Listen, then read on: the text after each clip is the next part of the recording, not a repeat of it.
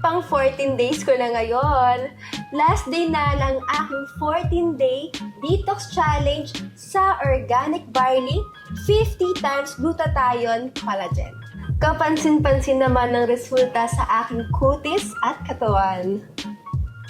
Ang nagpapaspecial na sangkap dito ay ang gluta at collagen, na talaga namang magiging epektibo basta ituloy-tuloy mo lang. Naniniwala talaga ako na kulang ako sa gulay kaya nagiging bloated ako. Pero dahil sa tulong ni organic barley, mas nadadigest pa yung pagkain ko. Naniniwala ako na nailalabas na lahat ng mga toxins sa katawan ko.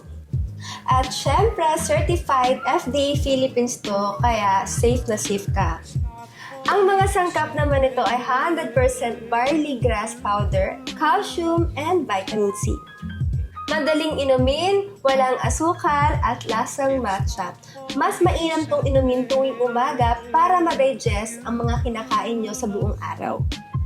Subukan nyo rin mga sexy labang 14 days detox challenge ng organic barley, 50 times glutathione collagen, at i-comment nyo kung merong pagbabago.